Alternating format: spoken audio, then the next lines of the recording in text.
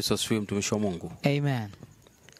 Leo natamani niulize swali ambalo watu wengi pengine wanatamani kujua ukweli wake na Ndiyo. tupate insight zako wewe kama mtumishi wa Mungu. Ndio. Duniani kuna starehe nyingi kwa sasa ambazo zinapewa chepuo. Ikiwemo mpira wa miguu, muziki, kuvuta shisha,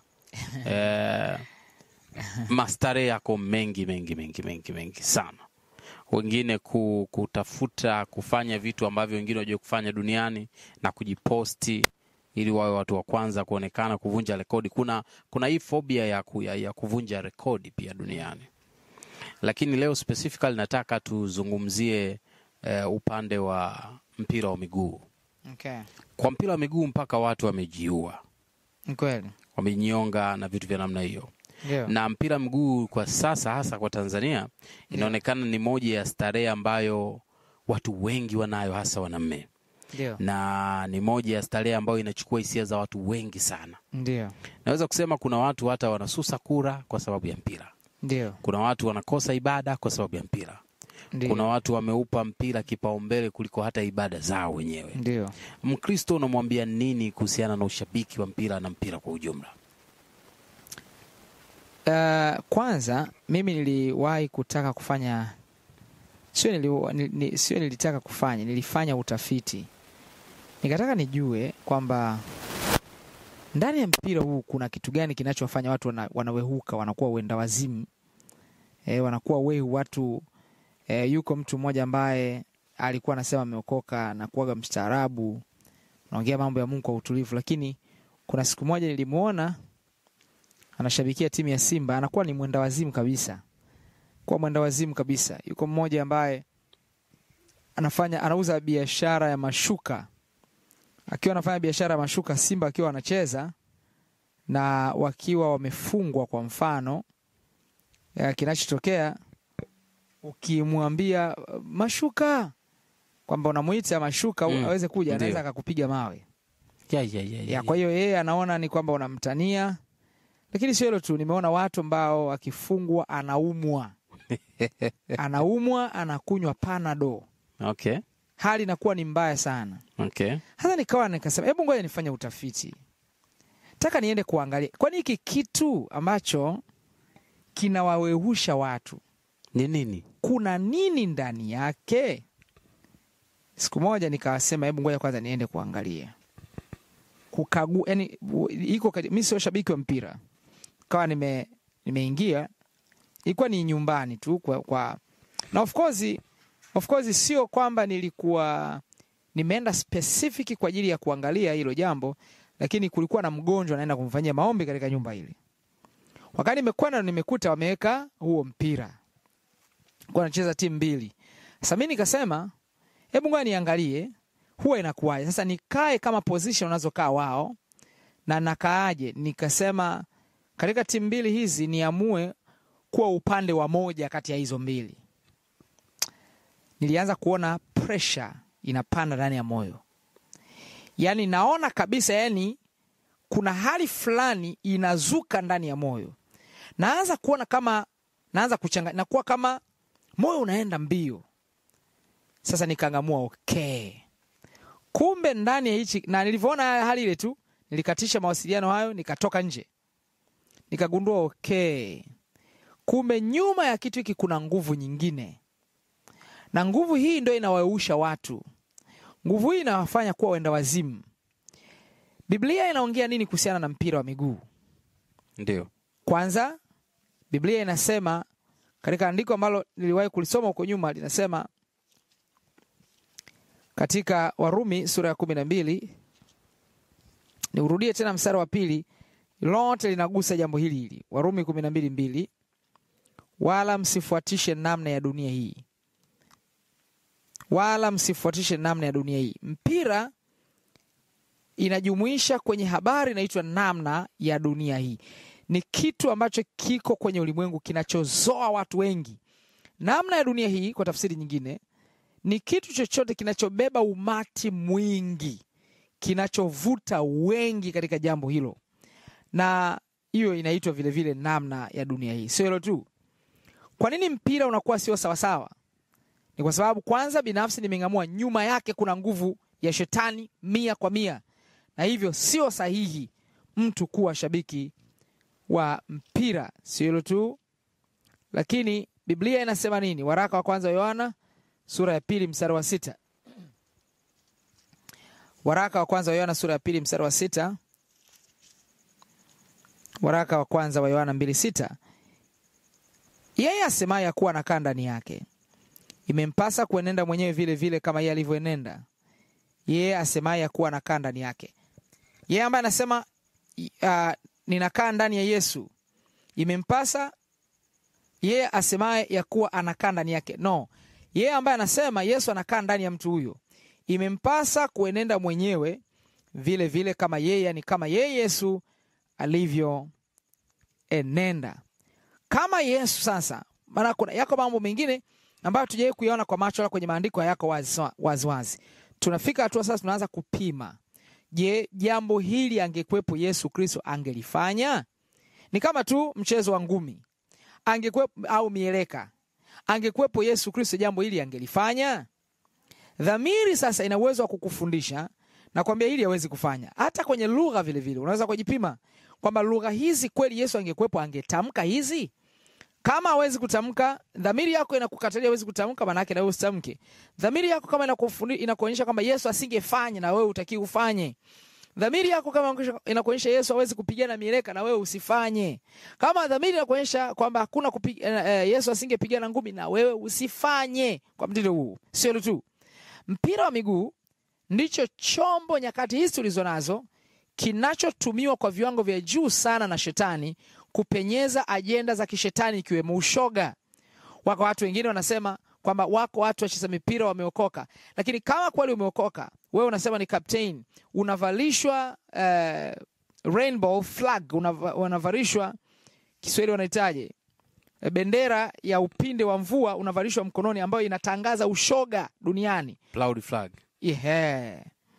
Manake ni wanasema ni bendera ya kujionea fahari. Wanajionea fahari ushoga. Unavaa na unatangaza ushoga kwamba ni halali.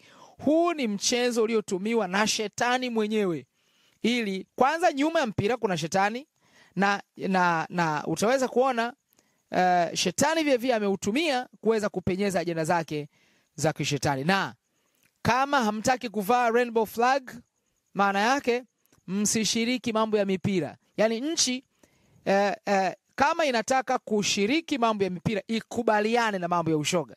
Haitaki kukubaliana na mambo ya ushoga, kwamba haitavaa hiyo rainbow flag, haitavaa, maana yake ondokeni katika mashindano ya namna yote. Kwa msingi huu, mpira wa miguu, tena unashangaza, unasikia mpaka wachungaji, mchungaji mmoja, askofu mmoja kaenda eti mpaka uwanja wa mpira, anaonyesha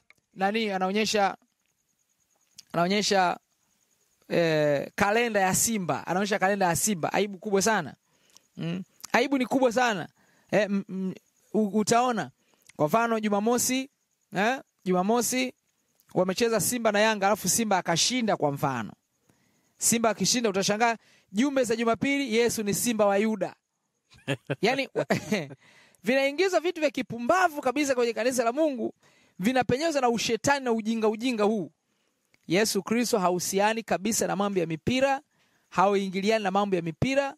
Kila ambaye anasema, na jambo moja nimeling'amua la ajabu sana, ili nataka nilizungumze.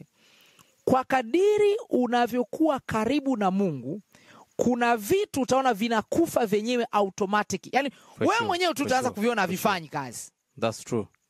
Lakini utaona watu wengi wanaoshabikia ujinga, wengi wako mbali na Mungu. Kwa hiyo wanaanza kuona vitu hivyo ni sawa kabisa. Na ndivyo inavyokuwa. Na yuko ndugu mmoja anaitwa Theodori, tumezoea kumuita Theo. Theo huyu nilipata neema, maana ni neema tu, nilipata neema ya kumfundisha baadhi ya masomo, na moja ya masomo ilikuwa mambo ya uinjilisti. Alitendea kazi kwa uzito mkubwa sana. Yeye alitokea mwanzoni, alitokea kwenye kanisa la Anglikana, baadaye akahamia kwenye kanisa la Moravian, na sijui sasa hivi yuko wapi. Lakini katika kumfundisha yale masomo akaanza kuyatendea kazi, kushuhudia huku na kule. Sasa akawa rohoni sana, akawa kila usiku anakesha mpaka asubuhi kanisani, asubuhi anaenda kwenye shughuli zake. Akaanza kupata kundi la watu sasa wanahitaji maombi au maombezi kutoka kwake. Na alipokuwa kwenye kiwango hiko cha maombi, alikuwa ni shabiki wa mpira. Nguo zile za ushabiki, unashangaa mtu eti shabiki wa Simba mpaka nguo ya kijani haitaki. Nguo ya blue sio anaona ushetani, au mwingine eti nguo ya blue wanavaa nguo gani sio ya kijani sio ya nini ya njano anaona ushetani. Mwingine njano. Mwingine wa Yanga anaona kuvaa nguo nyeupe na nyekundu ni majini kabisa. Anaona ni mashetani kabisa. Sasa huyo kijana alikuwa yuko hivyo, amefikia viwango hivyo kwamba sio alikuwa shabiki wa timu gani nishasahau. Kwa hiyo alikuwa anasema mimi mpaka timu yani nguo fulani siwezi kupamba. Yani ndani mwangu haiwezi kawepo nguo fulani eti mashuka sio ya kijani, sio amna, hata nikipewa bure sipokei kabisa. Alipozama rohoni tu, hivyo vyote vikafa tu automatiki.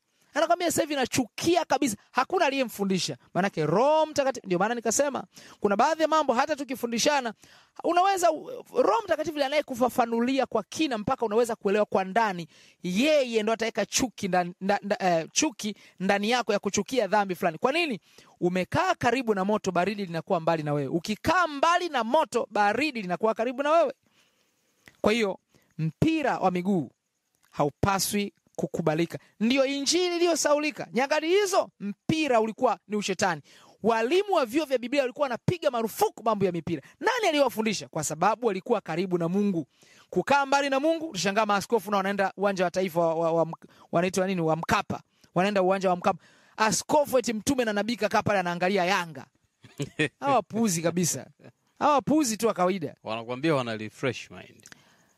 Una refresh kwa sababu uko mwilini. Ndio tatizo. Hebu nitoe mfano mimi. Of course sio kwamba tukutana mambo magumu, tunakutana magumu mengi tu. Lakini mimi kuondoa stresses kichwani kwangu ni kuingia kwenye maombi ya kunena kwa lugha. Nikitoka hapo ni mwepesi, ni mtu mwingine. Wazee wanakuambia lazima wafanye therapy mbalimbali za kimwili ili mwili upokee refreshment, kwa sababu masuala ya roho ni ya roho, ya mwili ni ya mwili. Ina maana zamani kulikuwa hizo therapies sio zilikuwepo, sio zilikuwa hazipo, nina uhakika zilikuwa hakuna. Walikuwa how did they being refreshed? Walikuwa wanakuwa refreshed vipi? Walikuwa Moses Kulola alikuwa anakuwa refreshed na nini? Lazaro alikuwa anakuwa refreshed na nini? Paul Derry alikuwa na refreshed na nini? Afrika hii. Wainjilisti Moses Magembe amekuwa refreshed na nini? Anaenda kufanyiwa massage, Magembe. Kakobe anaenda kufanyiwa massage, anakwenda kufanyiwa massage. Anakuwa refresh na nini? Walikuwa refresh na nini? Ni ukiwa rohoni, Mungu anarekebisha yote hayo. Yaani kitendo cha kuanza nikafanyiwe massage, si ukafanyiwe vitu gani, ukafanyiwe yote, hoja hizo zote zinadhihirisha jinsi watu walivyo mwilini. Unaambiwa watumishi wa Mungu wakubwa sana wanagongana kwenye majumba ya massage. Hawa wana matatizo kweli huko. Asa fuatilia, wengi wanaogongana ndio wanatuma nyingi za uzinzi. Fuatilia ukweli huu. Wengi wanatuma za uzinzi. Unafanywa massage mkeo, kwani huna? Kwani yeye hawezi kufanyia massage? Hawezi kufanyia massage? Anaweza. Simpe maelekezo tu. Kama siku hizi teknolojia yote iko mkononi. Iko mkononi tu. Unaangalia jinsi ya kufanya massage. Haya, mke wako angalia akufanyie hivyo hivyo anavyofanywa. Mpaka uende kwa kikahaba fulani, ukavuliwe nguo huko, uvae na kitaulo fulani. Ukitoka hapo unawaza ngono, uzinzi. Ukitoka hapo unachukua namba ya simu. Yanayotokea hapo, Paulo anasema hata kuhadithia ni aibu yanayofanyika huko sirini. Wengi wanatuma za uzinzi. Yule mhubiri mmoja wa Mwenge anatuma nyingi za ajabu za uzinzi. Mhubiri mmoja ule wa Kawe, tuma za uzinzi rukuki. Mhubiri wa Ubungo, tuma za uzinzi hazihesabiki. Kwa nini? Kwa sababu wenyewe wako mwilini na wanataka kuhalalisha mambo hayo, kwa sababu rohoni hawapo kabisa. Na hata mambo wanayoyafanya ni ya kiganga tu, ya kichawichawi tu, sio mambo ya kibiblia. Kwa msingi huo, haya yote ni ushetani, na haya yanayotokea ni matokeo ya kukataa injili ile saulika. Injili ya kwanza wakati upentekoste unaingia Tanzania. Ndio maana nguvu ya Mungu hamna. Matokeo yake, kwa sababu ya nguvu za Mungu hamna, shetani ameingiza wahubiri wake wachawi, waganga wa kienyeji ambao wanavaa suti na wanashika Biblia na wanasema ni watumishi wa Mungu wakati ni waganga wa kienyeji tu, na wanalipotosha kanisa la Mungu kwa sababu kunakuwa hakuna sura ya Kristo. Maisha yao ni machafu, maisha yao ni maovu, maisha yao hayaakisi kabisa sura ya Kristo. Lakini kwa sababu wanasema haleluya, basi watu wote tunachanganywa kwenye grupu moja, tunaonekana wote sisi wa Kristo. Hapana. Wauza maji kibiblia sio wa Kristo. Wanaogawa chumvi kama huyu anajisema hapa, anagawa chumvi, anajiita nani, nabii nani sijui, mpagani mmoja yuko hapa jirani hapa Buza hapa, anagawa chumvi, sijui chumvi ukombozi, sijui chumvi sijui kombora. Mpagani tu wa kawaida. Wote ni waganga wa kienyeji, na wengine wanachukua elimu ya mizimu. Elimu za mizimu walizotoka nao kwenye makabila yao wanazileta kanisani. Ni elimu za mizimu. Ni kama ile kusema elimu kwa Wasukuma kuna elimu moja ya misuku ya mizimu ambayo unaweza kuita njoo. Sasa hivi yako makanisa yanasema njoo. Ni elimu za mizimu. Na hao watu wa namna hiyo ndio utaona ni jitihada zao. Hata wachungaji nao unashangaa, kavaa kipensi, pastor unavaa kipensi, unacheza mpira pastor. Ni aibu. Hivi Yesu angeweza kuvaa kipensi kweli? Yesu anavaa kipensi alafu anasema Yesu anakwenda. Kakatwa ngwara Yesu. Haiwezekani. Kama inakataa, unaona kabisa inagoma kabisa, hiyo haiwezi kwenda. Na kwa sababu hiyo jambo hilo sio halali kwa mujibu wa maandiko. Nafikiri nitakuwa Pastor, moja ya mambo ambayo nafikiri yanaweza kusababisha mpira kuwa si kitu cha kimungu. Ndio. Ni ile hali ya uraibu inayoletwa na mpira. Ndio. Ni ile hali ya ibada ya sanamu ambayo inasababishwa na mpira. Ndio. Kuna watu wanapenda mpira kuliko chochote. Ni kweli. Na wako tayari kupoteza muda na kupoteza gharama nyingi sana kuliko chochote. Huyu mtu akitoa sadaka anaichungulia kulikweli, anatoa jero tunasema. au anatoa 200 au shilingi 100 au shilingi 50 sadaka. Alafu hawa ndio wale wazazi ambao wanawapa shilingi 50 watoto kwenda kutoa sadaka. Mimi naambiaga mke wangu hamna kumpa mtoto shilingi 50, mpe noti. Ni kweli. Mpe noti akatoe sadaka. Yes, masuala kumpa vya 50 100 mtoto na mzoesha umaskini, hiyo ni shida. Sasa hoja yangu ni kwamba waambie hawa ambao wana idolize mpira mpaka kufanyia ibada ya sanamu. Kwanza kuna zamani katika kipindi mimi ni muumini wa kufuatilia habari mno. Ndio ni kitu kiko ndani mwangu, nafuatilia habari kuweza kujua dunia inavyokwenda. Ni moja ya shughuli za kiaskofu, shughuli za kichungaji. Lazima ufuatilie habari kabla ya muumini wowote kujua habari. Ndiyo. Lazima wewe uzijue ili kama ziko habari mbaya wakinge na habari mbaya hizo. Ndio kazi ya mchungaji. Mchungaji analinda kondoo. Sasa siku moja nilikuwa naangalia taarifa ya habari katika chombo kimoja cha habari Dar es Salaam hapa ITV. Wakati nimeangalia kile taarifa ya habari, sasa wakati nimefika katika kipindi cha habari, zimetoka habari za biashara, zimeingia habari za michezo. Ndio. Sasa kulikuwa na mtangazaji mmoja anaitwa Hemedi Kivuyo. Maarufu sana. Yule jamaa inaonekana alikuwa, kwa namna nilivyomuona, alikuwa ni shabiki mkubwa sana wa timu ya Yanga inavyoonekana. Sasa wenzake naona walikuwa wanamjua. Mtangazaji mmoja ni dada anaitwa nani anaitwa Midley, sio nani Midley. Midley. Kama jina kama la Kihindi nadhani. Sasa naona akawa anamjua. Sasa wakati ametangaza ile habari, yule mtangazaji alipomaliza ile habari, alafu mtangazaji huyo upande wa pili wa habari nyingine akamuuliza, "Vipi, mbona leo umepoa sana?" Yanga ilikuwa imefungwa. Okay. Yanga ilikuwa imefungwa. Kwa hiyo akasema, "Leo mbona umepoa sana?" Akasema, mbona hii ni kawaida." Yaani unaona kabisa yuko hoi vibaya. Yuko hoi. Yaani ameloa. Yaani amechoka kweli kweli, kisa Yanga imefungwa. Ndio. Sasa jamani, hiki kitu ni utumwa. ni utumwa kama utumwa mwingine wowote. Kama wanavyosema mlevi ni mtumwa, na mpira ni utumwa vile vile. Hivi karibuni siku kulikuwa na timu gani zinacheza, basi nikawa nasikia taarifa tena, wakawa anajieleza, jamani, yani mimi yani hii wiki yote sijui nitaishije, sijui. Unaona?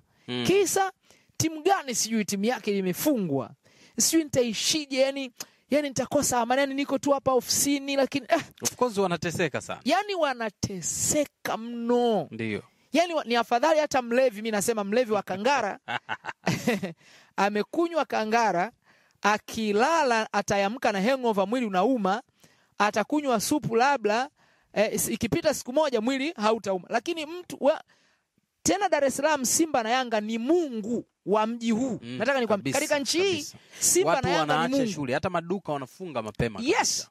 Yani shughuli zinasimama. Wale kama ndio imeangukia siku ya ibada, watu wanapostpone ibada. Kabisa, hawaendi ibadani. Hawaendi. Ni shida. Simba na Yanga ni miongoni mwa miungu iliyopo ndani ya nchi. Yani Simba na Yanga inaongoza kwenye siasa. Simba na Yanga, yani mpaka mtu ana uwezo wa kugombania ubunge kwa kuonyesha tu labda shabiki tu labda wa Yanga au wa Simba. Anaangalia tu upepo, kwa mkoa huu inaonekana Yanga wengi. Hapa mimi mwana Yanga naomba kura zao. Bwana, mimi nitaisupport Yanga. Yanga ndo timu kweli kweli, ndo kiboko. Nataka nikwambie watampigia kura huyo. Hata kama anatokea kwenye chama cha Hashim Rungwe, mzee wa ubwabwa. Ubwabwa kwa akili. Watampigia kura. Yani leo mzee wa ubwabwa yule Hashim Rungwe ambaye alisema ataweka pipa pale posta, sio ni posta kama nakumbuka, alisema watu atakuwa anafungulia ubwabwa, anachukua anaenda kula. Kama akisema ajenda yake ya mwaka 2025 kwamba anasapoti Simba na Yanga kwa viwango vya juu, atawajengea kiwanja. Viwanja labda kila mkoa atajenga viwanja vya Simba na Yanga, watampigia kura wote. Nataka niseme Simba na Yanga katika nchi imekuwa ni miungu kamili. Watu wanaabudu, wachungaji wako wanaabudu Simba na Yanga, wako maaskofu wanaabudu Simba na Yanga kabisa. Wako wafanyabiashara wako, yani wanasema wengine walokole, uongo, hawajaokoka hao. Wao ni waabudu Simba na Yanga hao kabisa. Lakini wako tayari kuacha kila, wako tayari kufilisika. Yuko mmoja yuko hapa jirani yetu. Nakwambia hivi, anasema hivi kabisa, niko tayari kufilisika. Mimi timu ya Yanga ikicheza nitafunga duka, haijalishi kuna wateja viwango vyovyote, nafunga. Bwana. Huyu ni mtumwa, afadhali mlevi. Afadhali mtu anayevuta shisha. Na akienda kuangalia wakati huo anashikilia roho. Unaona hiyo point? Akienda kuangalia ana pressure. Anaweza akatoka roho, yani yaisewa na hao watu ndani. Kwanza nchi hii sasa hivi kuna matatizo haya mawili ndani ya nchi hii. Fuatilia. Ya afya ya akili na pressure ziko nyingi kweli kweli. Afya ya akili nashawishika kuamini kuna mambo mawili. Moja, mambo ya mahusiano, lakini jambo la pili, mpira unawafanya watu kuwa machizi. Kabisa, unafanya watu, nafikiri hata mchezo wa kubeti pia. Nao ni janga jingine kabisa. Na ni package ambayo inakuja na mpira pia pamoja na michezo mingine. Very correct. Hapo umenisaidia, nilikuwa nimeshasahau. Hapo umenisaidia kwamba betting ni package inayotembea pamoja na mpira. Kwa hiyo mtu akiwa shabiki na mshabiki wa mpira anakuwa karibu zaidi kufanya dhambi ya betting. Kwa hiyo na mtu wa betting atalazimika apende, yani afuatilie, ajue. Kwa hiyo anakuwa na dhambi mbili. Ni kama anasema dhambi kikomaa huzaa mauti. Kama kuna watu fulani walisema safari moja huanzisha nyingine kabisa. Maana yake ukianza safari ya mpira utaishia kwenye betting. Na ukiishia kwenye betting utaishia kwenye kufilisika. Ukiishia kwenye kufilisika wakati mwingine